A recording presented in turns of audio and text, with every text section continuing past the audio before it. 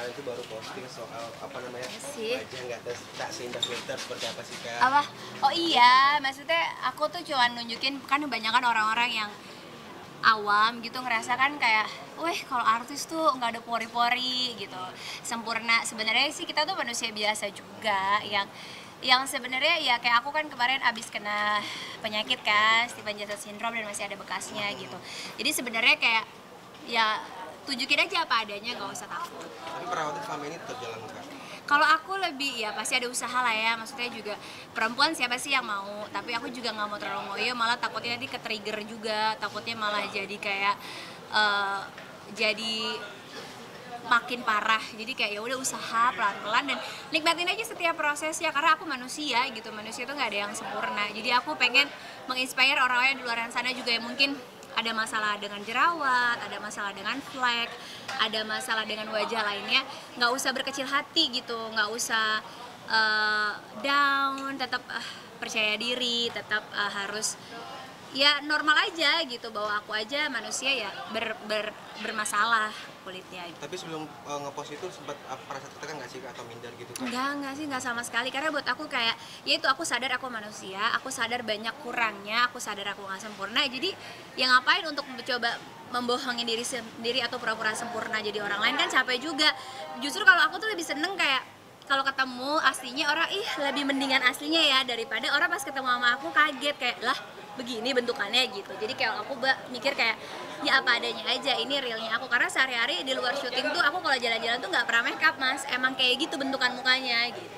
Tapi takut banyak yang komen-komen yang ini ya, ibaratnya pro kontra pasti ada lah ya. Ya udahlah ya, udah biasa, selama itu Kartika Putri pasti salah. Orang-orang pada bilang percuma dong perawatan selama ini, seperti itu gimana sih Kak?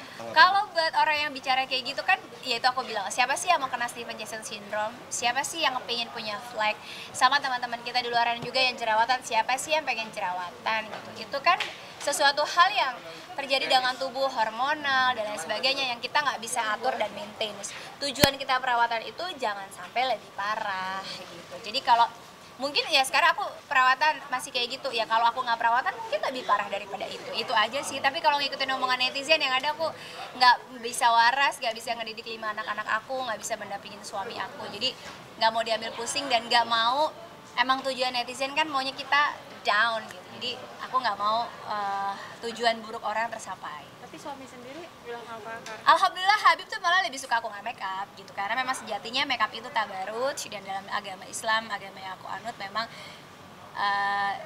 perempuan disarankan dan diperintahkan untuk tidak tabaruj, dan itu kan adalah step langkah aku juga untuk pembelajaran ke depannya, untuk pelan-pelan nih. Kayak dulunya selalu pakai bulu mata palsu, alhamdulillah sekarang udah bisa ditinggalin.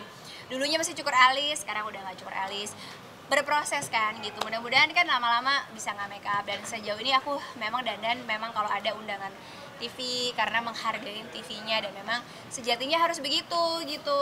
Jadi aku kayak masih ya begitu. Mungkin kalau udah nggak di TV lagi ya totally udah nggak make up lagi. Tapi pas mau posting itu sempat mikir dulu nggak sih? Aku nanya Habib sih, Bib nggak apa-apa ya, nggak apa-apa, apa adanya aja hidup itu, bahwa butuh orang-orang yang mungkin obses pengen mulus, pengen nggak ada pori-pori gitu, karena adanya ngelihat public figure. Makanya aku juga posting yang Hollywood punya kan juga ada tuh, mereka juga kulitnya ada kerutan, ada ya naturalnya manusia, kayak human being gitu. Jadi just to be a human being aja, normal kok, semua orang tuh punya cases masing-masing gitu. Dan buat kita, orang kan lihat tampilan look tuh sekali, tapi ya akhirnya orang membuat orang nyaman atau enggak sama kita kan pribadi kita, ucapan kita, adab kita, akhlak kita.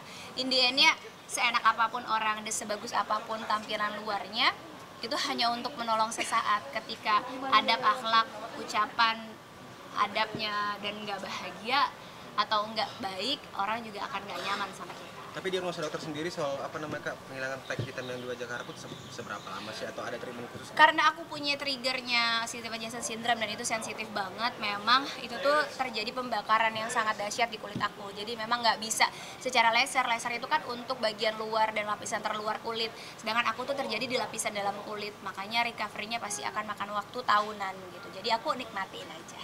Sempat berobat ke luar? Iya, aku berobatnya ke dokter di Singapura memang.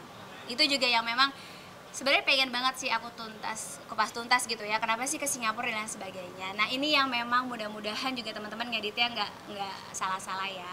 Aku juga menyayangkan banget gitu ya, banyak banget teman-teman aku juga orang-orang Indonesia yang mencari devisa negara, mengurangi devisa negara sendiri karena berobat ke luar negeri. Dah ini juga mudah-mudahan bisa menjadi pemerhatian khusus untuk pembenahan dan perbaikan di dalam negeri. Karena buat aku yang membingungkan adalah kurangnya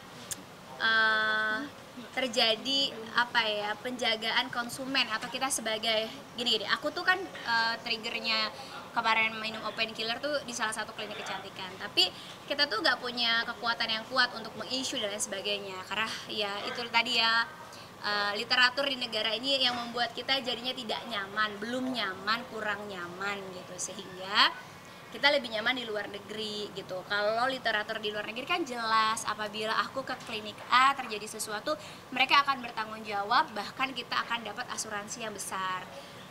Di negara tetangga tuh semua seperti itu, tapi itu yang nggak aku dapat di negara sendiri. Mudah-mudahan ada pembenahan, kedepannya jauh lebih baik lagi sehingga negara kita tidak kehilangan devisa negaranya karena banyak masyarakat yang berobat ke luar negeri dan lebih nyaman berobat ke luar negeri.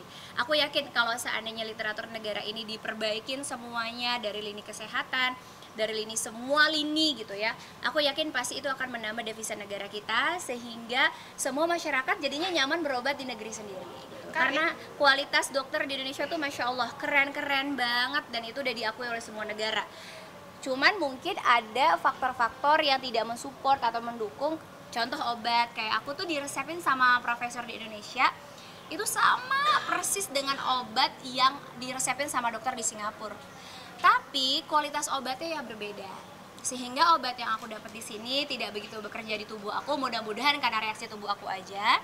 Dan yang satunya obat yang dari Singapura lebih bereaksi di tubuh aku. Nah, itu kan mudah-mudahan bisa menjadi masukan untuk pemerintahan kita untuk meningkatkan kualitas obat-obatan di Indonesia gitu, karena ingredientsnya sama persis.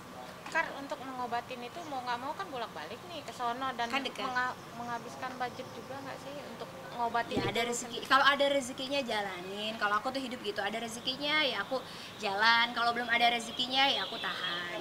Berarti kalau syuting numpukin bedaknya kudu banyak Oh, dong. enggak juga sih, ini kan nggak tebal-tebal banget dan ini juga nggak ketutup juga, dan aku tuh nggak berusaha untuk menutupi juga, ya jadi diri aku sendiri aja.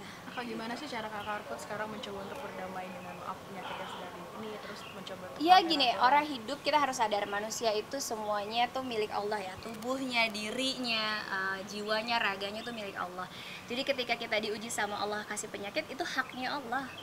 Aku nih bukan punya aku gitu, aku juga jasad diri aku aja kalau aku meninggal akan aku tinggalkan di dunia, jadi itu bukan punya aku. Jadi ketika Allah kasih ujian penyakit, Allah kasih ujian apapun, buat aku itu udah haknya Allah.